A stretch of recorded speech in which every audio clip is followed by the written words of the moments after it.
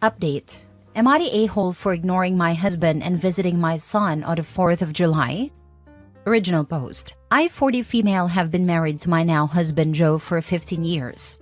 I have a son, Matt, 22, from my previous relationship with Jake. Right after I graduated high school, I moved into Jake's house. He passed away 3 years later from cancer. 2 years after that, I met Joe, and we got married a year later. Joe moved into my house, which was owned by my deceased husband. When my son turned 18, Joe apparently told Matt that he had to pay $500 a month for rent and utilities. Matt told him that he actually owned the house we live in, and because he wanted to be vindictive, said Joe could pay $1,000 a month to him or get out. My husband didn't believe him, but I confirmed that this was Matt's house, and we couldn't force him to do anything. Rent didn't matter to Matt because his dad left him a fortune to cover expenses for the rest of his life. I really wish Joe had talked to me about this before saying anything, because we have 3 sons. I'm a middle school teacher and my husband works in a factory, so our combined income is only $75,000. Here, everyone has their own room, with a huge backyard and pool. We could never afford to own or rent a place like this otherwise. My husband was shocked and tried to apologize, but my son didn't accept it and insisted he had to pay or leave. The most we could afford was a 2-bedroom apartment in a bad neighborhood. I told Joe that uprooting our kids from a good school district and their friends because of his mistake wasn't an option. A month passed, and my husband hasn't paid his rent. When my son asked for it, my husband just laughed and said he wasn't paying. My son gave him an eviction notice. My husband suggested we go to his parents' house, but I refused and said either he pays or he goes by himself. He paid and has continued to pay since then. However, my husband refuses to talk to Matt. Other than that, everything in the house is perfect. My ex also left my son a lake house in Florida. My son graduated college and wanted to take all of us on vacation to celebrate before he starts law school. My husband was excited, but my son quoted him $800. He explained that a grown man shouldn't be taking a handout. Joe stormed off. This morning, the 5 of us plus Matt's girlfriend were headed out the door. Joe yelled at me and couldn't believe I was going. I told him I'm not going to let me and the kids suffer for a mistake he made trying to be a macho. I left, and my husband sent me a text message saying he was disappointed in me for siding with my son instead of him and for turning the kids against him. Am I the a-hole? Now for the top comments before reading the updates. Wow, your now husband told his stepson to pay rent for a house he doesn't own without consulting you first? I'll be honest and say your husband sounds like a douchebag a-hole. He should have immediately apologized. Talk to your son. Ask whether you can stay there if you divorce him. Jesus Christ. Not a-hole. Yeah, I have a feeling that Joe was trying to basically steal $500 a month in fun money for himself. What a greedy, stupid freaking idiot. You can do better than this loser. The fact he didn't tell her means there was no way he'll be using that for bills or anything. He would probably be counting on his stepson knowing this was a man thing and not saying anything to his mom. Everyone sucks here, except the son and younger kids. I really have to wonder what your eldest son had to put up with while he was growing up. Your husband knew it wasn't his house, knew he wasn't paying rent, and knew he was not your son's father. I'm kind of at a loss as to why he thought it was okay to make that kind of demand without talking to his stepson's parent. My guess is he saw a way to make $500 extra and was counting on you not finding out and or just bullying you into accepting it. Super icky. Edit? I did leave a few things out. After reading the replies, I thought to add some things. I technically never married my son's father. He was 50 when we had our son, so he had a really good job and a few properties. I never told Joe that I didn't own the house because he would have never agreed to staying in the house that my ex owned. So I handled all finances. Joe would just pay me his portion of utilities and bills. A lot you guys are saying that I didn't handle the situation, but I believe I handled it to the best of my ability. When the situation first happened, I told Joe I really love him and would love to remain a family with a decent quality of life. But if he couldn't remain in this household, I would agree to divorce him. He begged me to not divorce and said that he'll just pay my son the money. I thought that was the best way to handle the situation. Also, our finances are separate, so it's not taking away from me or the kids. But Joe doesn't really have money for his hobbies and interests. which was a problem for a while until he learned to just get over it. Now for the first update. So I took your advice to try to solve this situation. I asked Matt why Joe paying rent is necessary. Matt told me it isn't, and that he hasn't touched the money Joe gave him. It's in a bank account. I asked him why he is doing this then. Matt told me Joe has never apologized for demanding rent money to begin with. I was confused and said Joe told me he apologized. Matt explained he never got an apology, and when he does, Joe can stop paying rent and get the money back. I called Joe and asked why he's never apologized to Matt. And he was honest with his answer and said because Matt disrespected him in his house, and he should be the man of the house and have authority. But was embarrassed when he found out about the house because he realized that Matt was actually in control of him.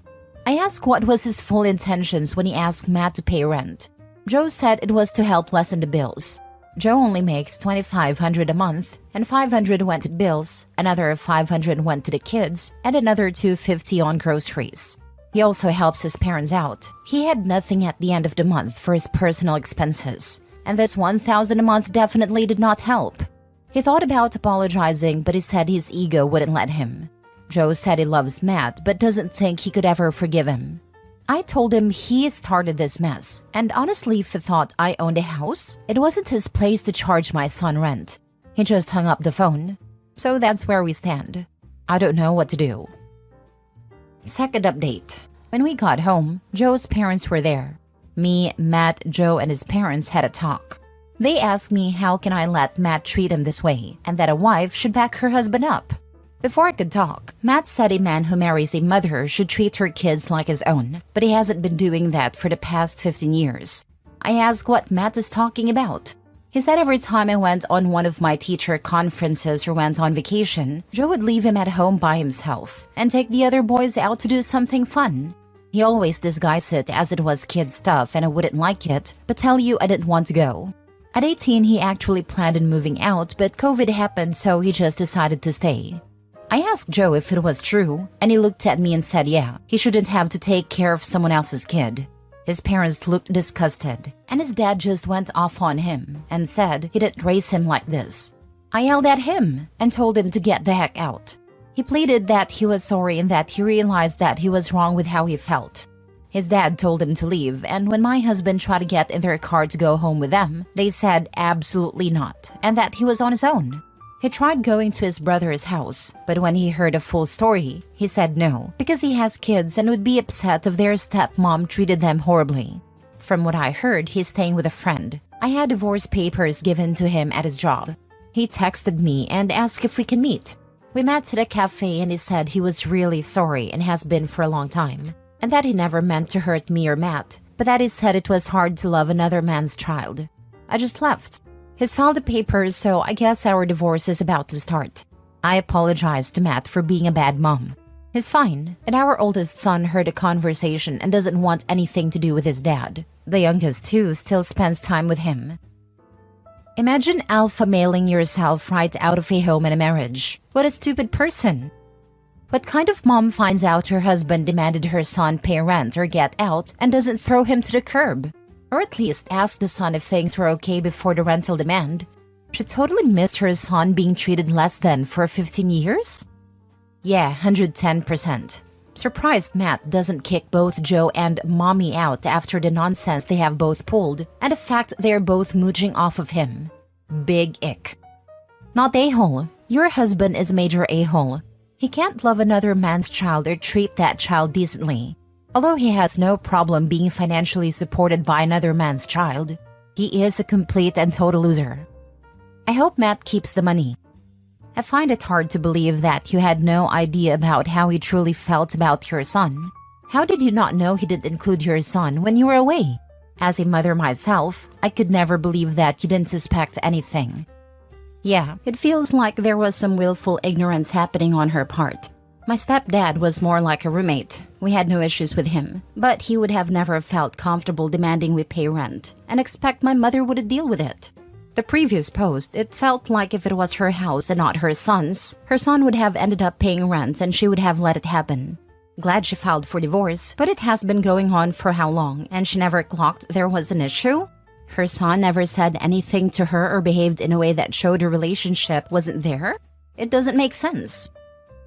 Next story. Am I the a-hole for telling my husband he shouldn't be upset when my daughter said that her uncle would be the one to walk her down the aisle on her wedding day? Fake names and please do be kind. I, 46 female, got pregnant with my daughter Sarah, female 26, when I was in college.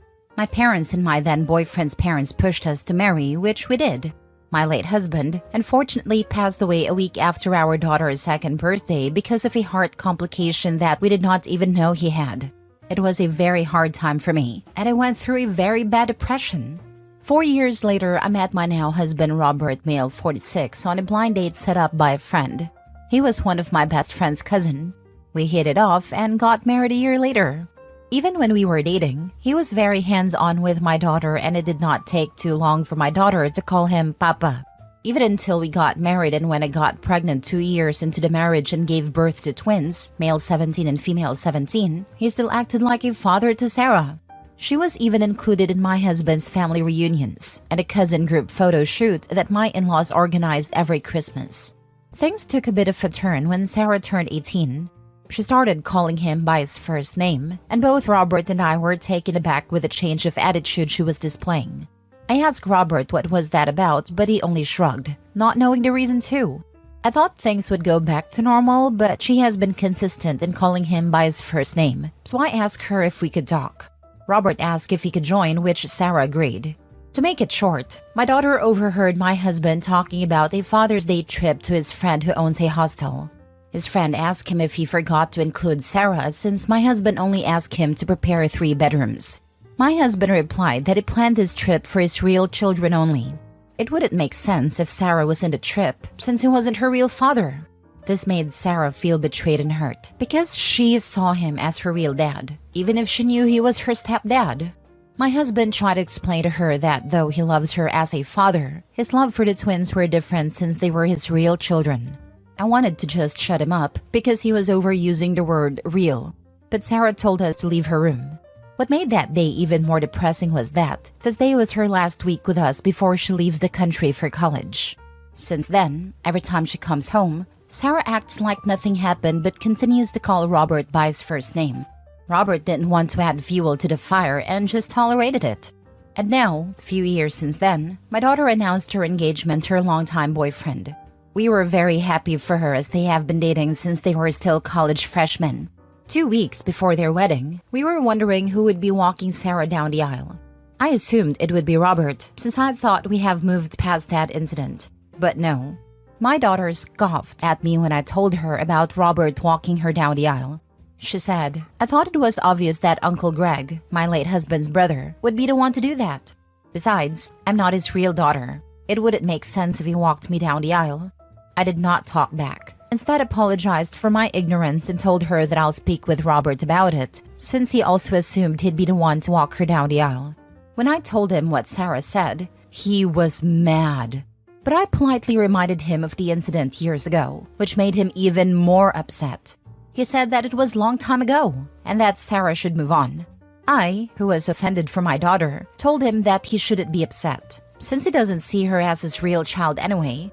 He then got teary-eyed and told me to not speak to him. He still attended Sarah's wedding but looked visibly down. We still aren't on good terms and we have been pretending in front of relatives. My daughter does not know about this and I want to keep it that way. But nevertheless, it's been a week since my daughter's wedding and Robert is still upset. He only talks to me about the twins and household stuff, but beyond that, he keeps everything to himself. I feel really bad and think he is acting this way because of me. So with that being said, am I the a-hole? Not a-hole. She saw him as her real father, but he didn't see her as his real daughter. He can't pick and choose when she's his daughter and when she isn't. He wants her to treat him as her real father while he doesn't have to treat her as his real daughter. This, and a part where he said he thought she would have moved on.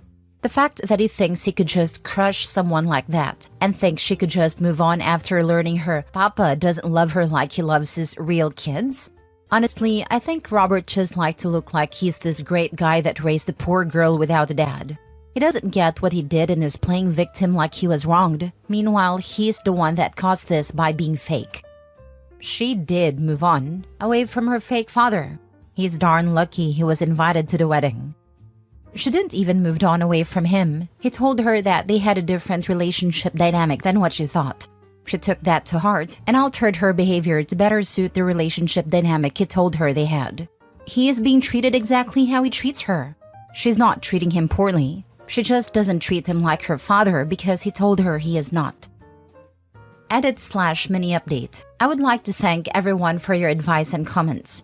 My daughter found and commented in my post, and we will be talking about this tomorrow. She just messaged me earlier. I was feeling tired today and could not sleep, so I was able to write this. I also want to thank the people for calling me out. I know I'm not the best mother, but I try. But yes, I am an a-hole for tolerating him. I don't know what will happen in our talk tomorrow, but I do want everyone to have closure. I also want to add that my daughter and I do not have a strained relationship. She did not want me to walk down the aisle because then Robert would be pushing her to let him walk her too, since he thought we're a package. I will try to update, but it would be difficult since I know it's going to be emotional. Last story. Am I the a-hole for refusing to babysit my sister's kids after she accused me of stealing? I, 25 female, need some advice because my family's in uproar over this. My sister, Emily, 32 female, has 3 kids. 7 male, 5 female, and 2 female. I adore my nieces and nephew, and I've always been the go-to babysitter whenever Emily needed help. I've taken them in overnight, watched them on weekends, and even took care of them for a week when Emily and her husband went on vacation. A few weeks ago, Emily called me in panic, saying she had lost her wedding ring. She asked if I had seen it, and I genuinely hadn't. I helped her search the entire house, but we couldn't find it. Emily was really upset, but we eventually gave up. A few days later, Emily called me again, this time in tears, accusing me of stealing her ring. She said she couldn't think of anyone else who would have taken it, since I'm the only person who's been in the house alone. I was shocked and hurt that she would accuse me of something like that.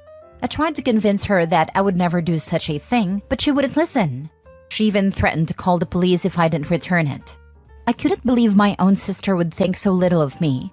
My parents got involved and took Emily's side, saying that it was suspicious that the ring disappeared right after I had been there. They pressured me to confess and return the ring, but I stood my ground because I was innocent. In the midst of this family drama, Emily asked me to babysit her kids for a few hours because she had an emergency at work. I refused, telling her that I couldn't help someone who thought I was a thief. She called me selfish and said I was punishing her kids for something they had nothing to do with. My parents are now furious with me, saying that family should stick together no matter what, and that I'm being petty and immature. They believe I should just let it go for the sake of the children. Emily has continued to insist that I took the ring, and my refusal to babysit has only made things worse. Emily, her husband, and my parents are calling me an a-hole for refusing to babysit and taking it out on kids who have nothing to do with this. Am I the a-hole for refusing to babysit my sister's kids after she accused me of stealing? Not the a-hole. Your sister's actions were completely out of line, and your family should be ashamed of themselves. Accusing someone of stealing is a huge deal, especially when it's a close family member. And to then turn around and expect you to babysit like nothing happened is beyond disrespectful. Stand your ground. They need to understand the gravity of what they did to you. An apology should be the bare minimum after accusing you of such a serious offense. Not the a-hole. And if you ever do give in or go back, the ring will magically reappear, and everyone will be told you returned it. The ring might have already appeared. Coincidence that sister suddenly had an emergency at work. Sister might be setting the stage for finding the ring. Another scenario is one of the kids was playing with it and lost it. Not the a-hole. This is absolutely infuriating. Your sister has the audacity to accuse you of theft and then expects you to just babysit her kids like nothing happened? Hell no. Your family's enabling this toxic behavior by siding with her without any proof. They're all treating you like a scapegoat, and it's disgusting. You don't owe any of them anything, especially babysitting. They owe you a massive apology, and you have every right to refuse to babysit until they do. This is beyond just a misunderstanding. It's a blatant attack on your character. Stand your ground and don't let them guilt trip you into backing down. Update. Am I the a-hole for sending my daughter to live with her grandmother and giving her clothes to her sister? Original story. Okay, so title is a doozy, but let me explain. I, 34 female, am a single mother with 2 children, 14 female and 11 female. Up until recently, they've had a typical sibling relationship, bickering, but they ultimately love each other. This all changed on Thursday. I was taking 11 out for a birthday shop and had left 14 home alone. We were only gone for 2 hours. When we got back, everything was fine. 14 was doing her homework and she had done the chores I had asked her to. 11 ran up to her room to try on new clothes when I hear screaming. 14 had completely trashed her, 11's, room. Her clothes were cut up. Her makeup had been destroyed and smeared on the walls and desk. Her books had been ripped up and schoolwork missing. We found it in a bin bag outside and it was luckily unharmed along with her favorite stuffed animal. 11 was, understandably, in hysterics and 14 seemed to show remorse, but I was so overwhelmed that I called my mom and told her she needs to come pick 14 up. Whilst we were waiting, 11 was sifting through her stuff and I was in 14's room going through her clothes. She asked what I was doing, and I told her that since she destroyed 11's clothes, she needs some to wear whilst I get her some more. And I'm giving her 14's clothes for the time being. 14 still had enough clothes to wear though. She got super upset and went outside to wait for her grandma. It's Saturday and I was talking to my sister and friends about it. My sister called me an a-hole for shipping 14 off without trying to understand her motives and for giving her clothes to 11. She accused me favoring 11. My friends also said it was weird that I gave 14's clothes to 11 and that it was an odd punishment. Am I the a-hole? Info: I don't favor one daughter over the other. I grew up as the obvious second choice out of myself, and my sister and I strive to make them both feel loved. Literally last weekend, 11 went to stay with her uncle and cousin, so 14 and I could have a spa weekend together. So it's not like I neglected either of them. We're also very open about mental health in general, and this is one of the only times I've acted on anger/impulse in front of my kids. 14 doesn't have any diagnosed illnesses. It was a priority to get them both checked because I have mental illnesses. But 14 got checked in September 2020 and nothing came up. I'm going to get 14 a therapist, but it's hard due to recent events. Now for the top comments before reading the update. So, just suddenly, out of the blue, for no apparent reason, your daughter violently destroyed her sister's room and property? There's some missing info here. I hardly agree. 14 has some, obviously, pent-up issues toward 11. That is a massively destructive outburst, malicious and targeted. There's clearly some pent-up rage, but not necessarily because of 11. It's entirely possible that 14-year-old is being victimized by someone that is taking it out on a safe target. Not Dayhall. It was a good decision to remove one child from a clearly overwhelming situation, but now begins the work. You need to find out why this happened. There must be a reason somewhere. Don't make the mistake of just being angry with 14. There needs to be consequences, sure, but also some serious source finding. This had a reason. Not Dayhall. Separating the 2 girls was absolutely necessary, and it was a good idea for you to get some time and space so that you could cool down by sending the offending child to a neutral location with a supportive family member. The heat of the moment is not a good time for conversation. Since 14 destroyed 11's clothing, it is only just that some of 14's clothes to be given to her. It's not punishment, it's reparations. Why should you be forced to go out and spend money replacing clothing that 14 destroyed? I think your focus in getting everyone to a good mental place is absolutely spot on. Don't listen to people who think you were too hard on your older daughter because your response was logical and measured and thoughtful. You say you acted out of anger, but you were not nasty or punitive. You did exactly what I would have done, and did once. It is not productive to force people to live inside a pressure cooker. Edit. People are assuming I'm not talking to 14. I am. I also asked why she did what she did before her gran arrived, and she said she didn't know. Earlier today, she told me she wanted to smash things up. People also have an issue with the length that I've sent her away. I want to make sure 11 is okay mentally too. She had literally all of her belongings ruined, and I don't want to put her in a position where she has to live with someone who did that to her. I am planning on switching the girls. 11 goes to grandma and 14 comes to me. But again, I want to make sure everyone is okay mentally. Someone mentioned a TikTok trend where people trash other people's belongings. I know both 14 and 11 watch TikToks, so I might scroll through the videos to look for evidence. And now for the update. So 11 and I went to my mom's house for Easter and I saw 14. We had been talking on FaceTime and on call. She was happy to see me, and I told her we needed to have a long talk about what had happened. I said what she did was very out of character, and that I want to get to the bottom of it. I asked if 11 had done anything to provoke her and if she was jealous. She didn't believe 11 deserved a birthday out because 11 had neglected her chores the previous day. She didn't do the dishes after dinner like she's meant to. Whilst that was something to grasp onto, it didn't totally make sense, as I've never said you can't do X because of Y, unless they did something terrible or there was something we had to do like other commitments. I tried to press further into why 14 felt that way, but she didn't say. I also have never done this to 14. I asked if she had negative feelings. She said sort of. She says she gets super angry at random, and often inconsequential. Things like YouTube taking longer to load, or if we don't have a snack she wants to eat, for example, but sometimes there is no reason, and she just gets angry, which is what happened on Thursday. She said she started with 11's lamp, then a glass on her counter, and the more stuff she smashed/destroyed, the better she felt.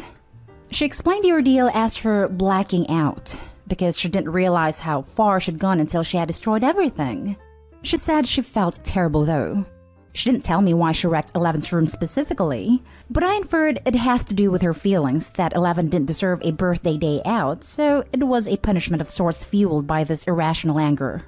I understand that 14's explanation may seem all over the place, but I was, and am, just happy to have something out of her and hopefully she'll be able to work through it with professionals. I also apologized for kicking her out and letting my emotions get the better of me. She accepted. On Monday, 14 had her first meeting with a psychiatrist, Jane.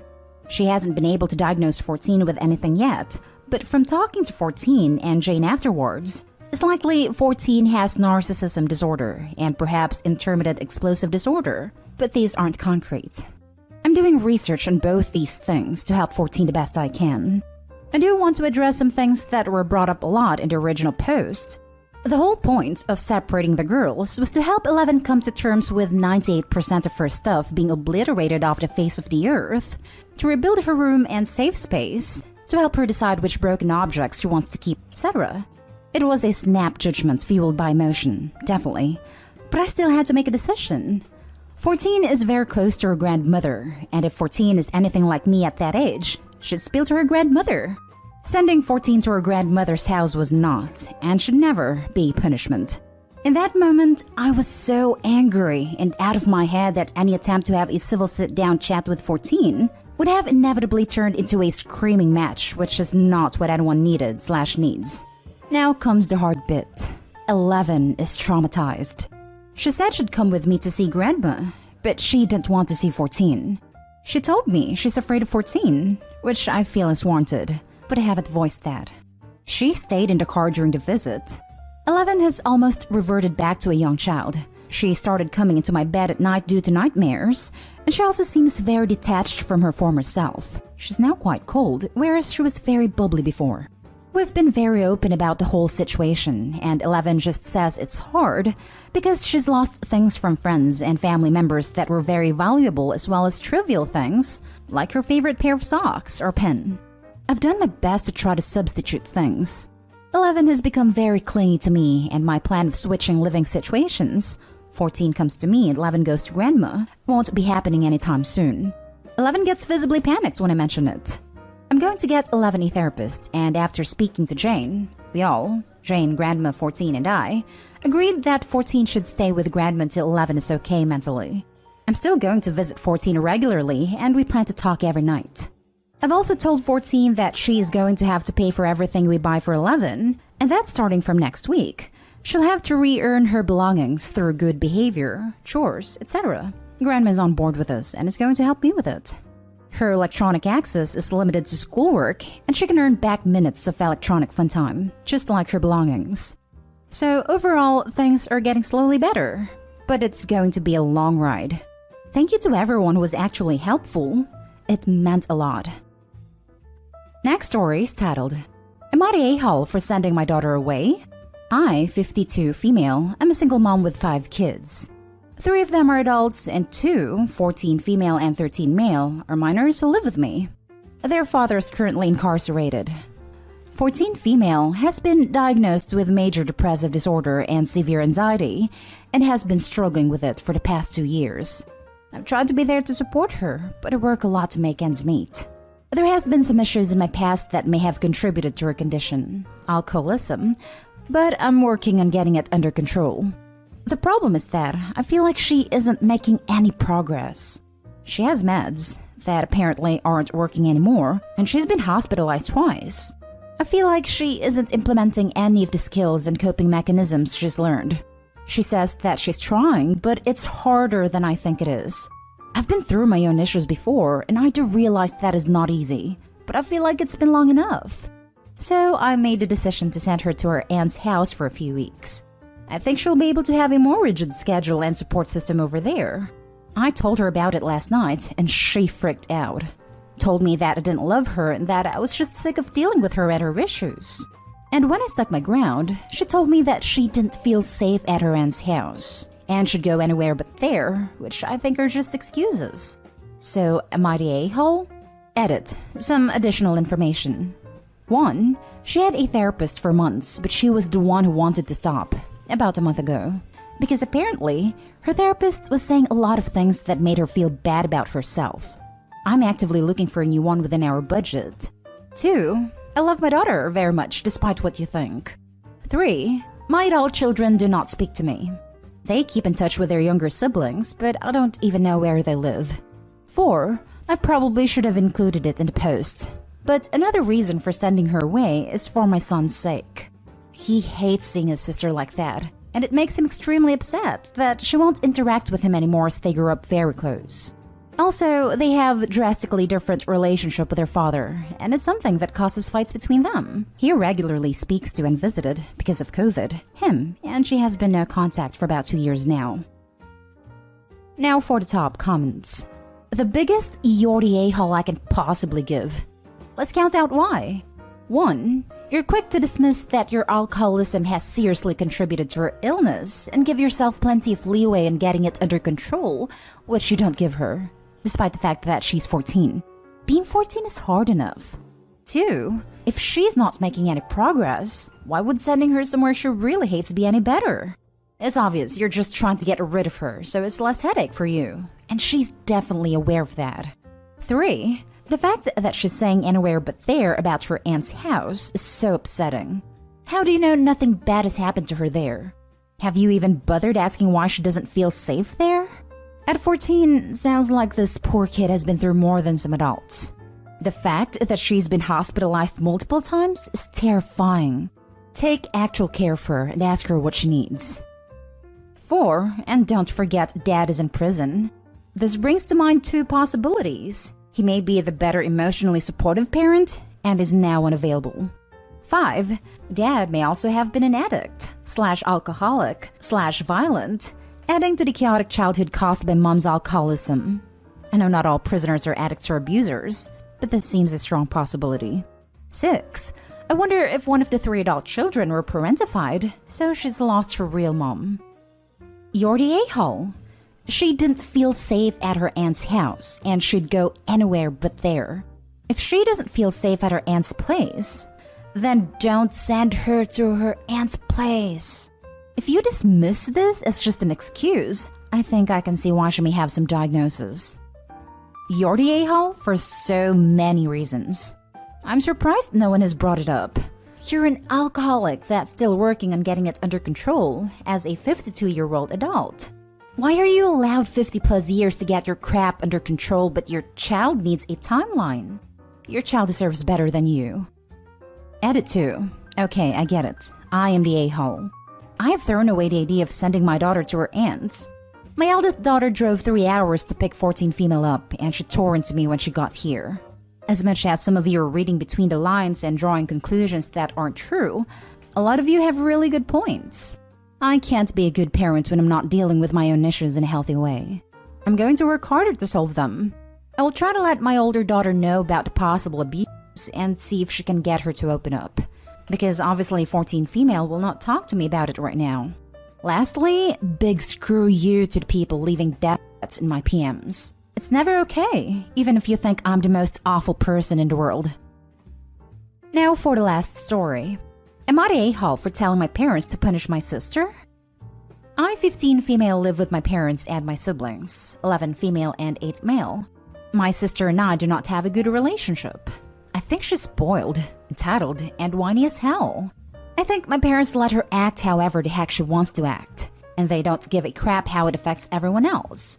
It's like she's still 2 years old, allowed into everyone's things, to interrupt when people are talking, is allowed to dictate stuff even when it's meant to be someone else's turn. Like my brother's birthday. He wanted burgers and she wanted pizza. So pizza it was. Even though her favorite place he doesn't like and it was his birthday, or when it was mine and I wanted tacos and she wanted pizza.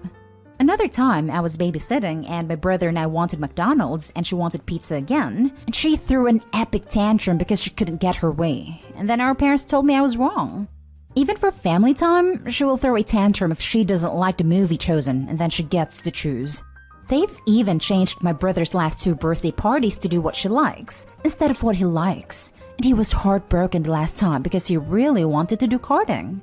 I hate it. She's not a baby. She's just spoiled, and I do not like spending time with her. I only spend time with her when it's family time, and even then, it's such a PITA. I have a diary where I vent about her, so I won't end up saying that stuff to her face. I keep it under my mattress. Yesterday, I was dropping off stuff at my grandparents' house, and when I got home, she had turned my room upside down and she found my diary. She was hurt by the stuff she read, and mad about it too, and she threw another tantrum.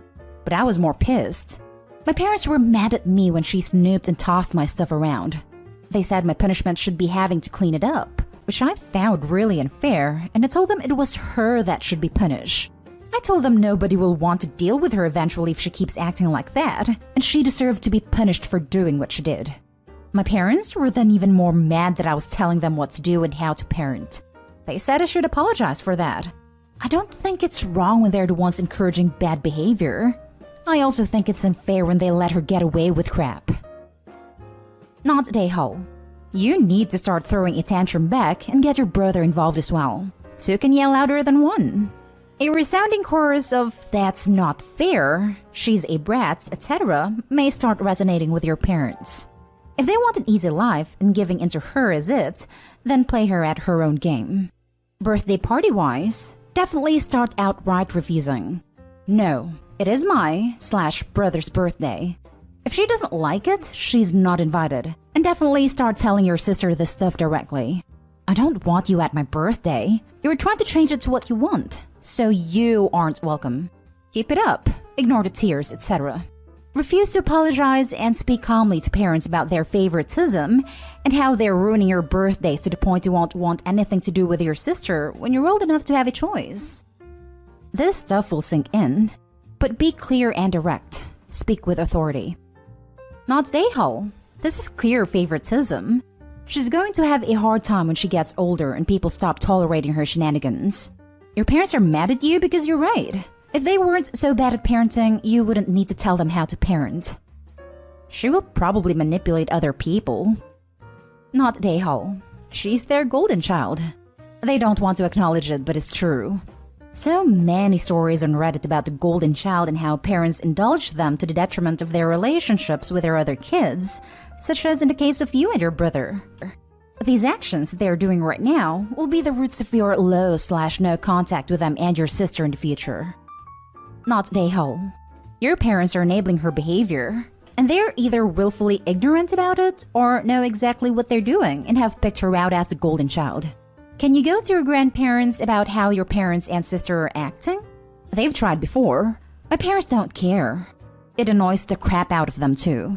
Am I the a-hole for telling my mother-in-law I don't give a hoot what she or everyone thinks when she criticized how I spent Mother's Day? My relationship with mother-in-law has been complicated to say the least. I'm my husband's second wife. I married him when his kids were 7 and 5. His first wife died when they were 1 and 3. And her death was very hard on my husband and his oldest. I actually met him while he was still in grief counseling, and so were the kids. We built up a friendship, and later after we had dated a bit casually, we realized we had feelings for each other. It was a very rough transition.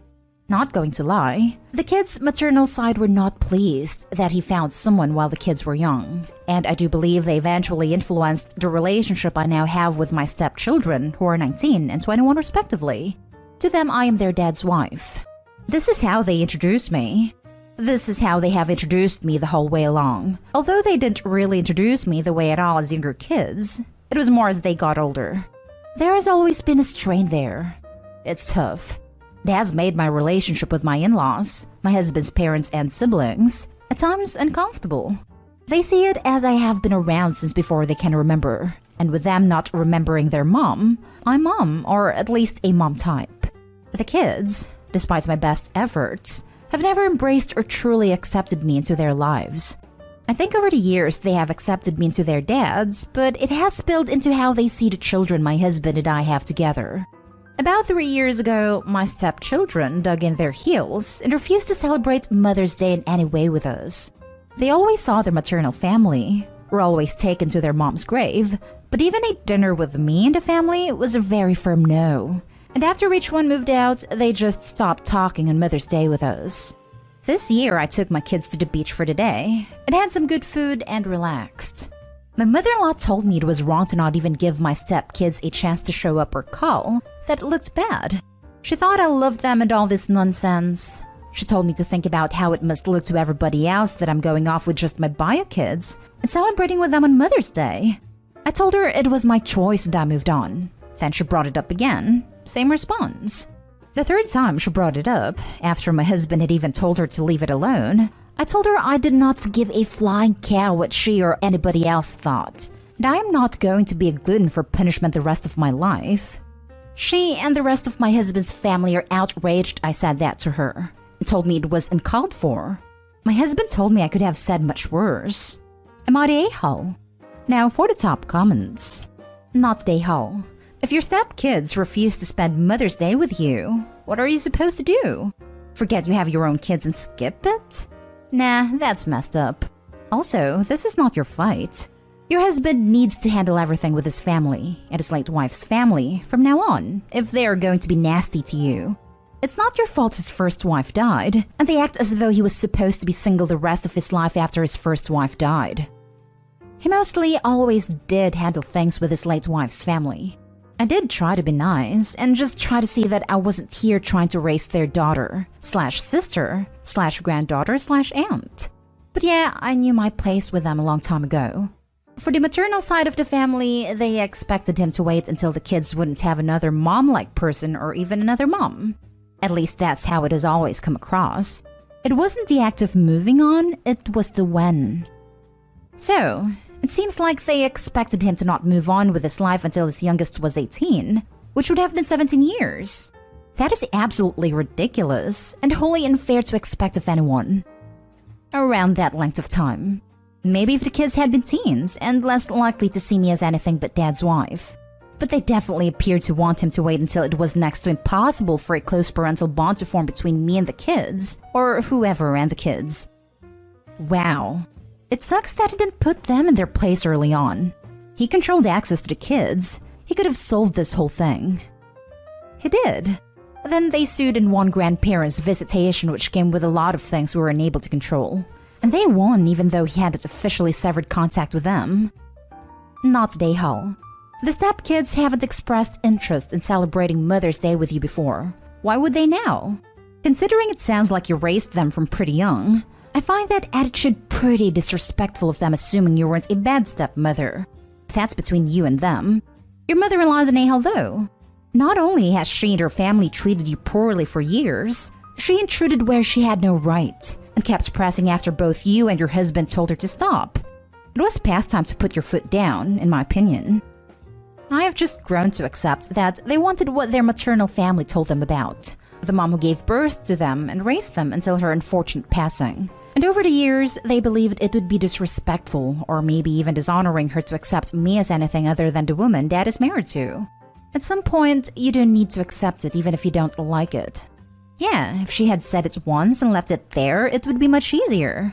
But she just had to keep pushing. Now for the next story. Am I the a-hole for accepting a Mother's Day gift from my stepkids? Plus little update. My husband and his ex divorced after husband's ex came out as a trans man. They have 2 kids together who were 7 and 9 at the time. Husband and I married when they were 10 and 12. We now have 2 children together as well who are 3 and 4. Stepkids are now 15 and 18. They have had a rough haul with husband's ex and came to live with us soon after we got married.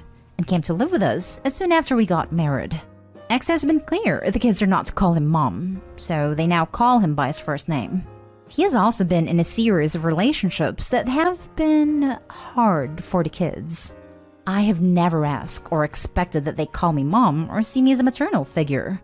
However, this past Mother's Day, they asked if they could join us at dinner and had bought me a gift, a very lovely locket that says mother on it. Well, ex just learned about this and called me very angry. He says I am trying to displace him in his children's lives and that I should return the locket. I find the whole thing confusing as he has made it clear on multiple occasions he doesn't want to be their mother.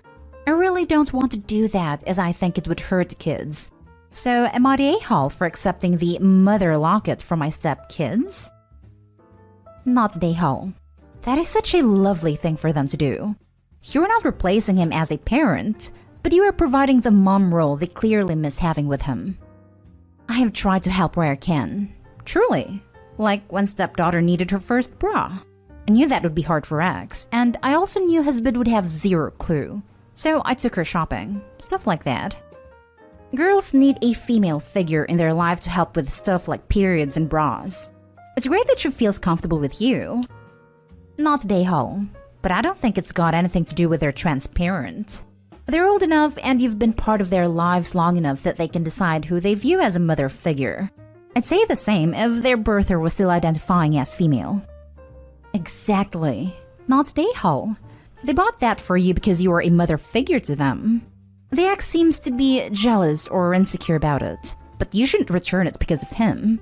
The kids will think that you don't want to be their mother. Not the a-hole. Sounds like the ex has lots of personal issues to deal with that they don't need to project onto you. You have been there for the kids. They've lived with you and you aren't erasing their bio mom. Update. First, thank you so much for all your kind words and encouragement. It really does mean a lot because I'm trying out here. So I called X because that's who I am. I started the conversation by letting X know that stepkids are amazing and smart and funny and headed to a lot of success. And X can take a lot of credit for that. X was absolutely their primary caregiver from birth until late elementary school. Those are important years and those are hard years. I am parenting 2 young children now and it is tough. And I am doing it without having to struggle with/against my own identity at the same time. I think X did an amazing thing for nearly a decade. And whatever happened or happens after that doesn't erase X's influence and hard work. I also acknowledged to X that, as the parent of young children, I totally know that if in 10 years my kids are estranged from me, even if I have done something that justifies it, I would feel hurt and angry. It is easy to feel someone owes you if you change their diaper and wipes their noses consistently for years. And I got a laugh here, so that's good. I also told X I would be keeping the locket. Not to hurt X or displace X, but because I love the kids that we, for better or for worse, share now. I also told X I want X to be more open with husband and I about what we can do to support X's relationship with these young adults. But that support can't be at the expense of the kids' happiness, safety, or health. X wasn't necessarily happy with this answer, but seemed to understand better too. He said that he will always feel like I took over his life, but he thinks we can be civil. That is his right to think, and I hope that we can be more civil going forward. Oh, and since Mother's Day, stepdaughter has been calling me Mama D. I haven't stopped her, and if I am honest, it makes me rather happy. Next story is titled, Am I the a-hole for going to a Mother's Day lunch when I'm child-free? I, 23 female, was invited to a Mother's Day lunch by my childhood best friend, Haley, 24 female. Haley is hosting and paying for the lunch. Her kid is Dee Dee, 3 female. I was confused since I have been openly child-free since I was 15. I felt weird intruding on a celebration that had nothing to do with me. I thought it was to babysit, but she said that wasn't the reason. For context, her devout family cut her off due to her pregnancy. So I was the only person there to help her with doctor appointments, errands, cleaning, etc. When Didi was born, I helped with anything she needed until she got her bearings. She doesn't need much help now, but I am still very involved. Haley texted, "When I think of having and raising Didi, you always come to mind. You're always there. And if it weren't for you, I might have really messed up. I want you to be there." Mother's Day has always brought up very comfortable or unwanted comments towards me, so I stay out of the way. To have Haley include me in such a personal way meant a lot. I love Didi and was so honored. Skip to the lunch date last Saturday. Sitting at the table was Haley, two co-workers of hers, Didi's nanny of 2 years, and me. A little into lunch, Haley said that her gym buddy was asking to join since her sitter canceled, so her plans fell through. We all said no problem. Gina shows up with her kid in tow and lunch starts up again. While we're talking, coworker 1 shows a gift she got from one of her kids, which sparks a conversation about fulfilling things their kids do. I commented at their stories, but didn't have my own, so I let them talk. Everyone at the table was aware I didn't have kids / was child-free, except for Gina. I didn't figure it would be noticeable if I was contributing to the conversation. I just loved being part of it and seeing the point of view of mothers. Gina must have noticed I hadn't added anything, so she asked me about my kids, and said she noticed I was left out. I told her I don't have any kids to talk about, but she got wide-eyed and apologized for bringing up painful stuff. I quickly corrected her and said it wasn't anything painful. I was just child-free. She got quiet, and after a minute, asked Haley to head to the bathroom with her. They came back looking pissed, and when I texted Haley asking what's wrong, she said nothing. Eventually, Gina, angrily, asked why I was even here if I wasn't a mom. I explained Haley invited me, but Gina just shook her head and said it didn't matter. It was insulting that I was even here when I didn't respect and avoided motherhood. It got heated after Gina said a few more hurtful things to Haley and I, and she was told to leave.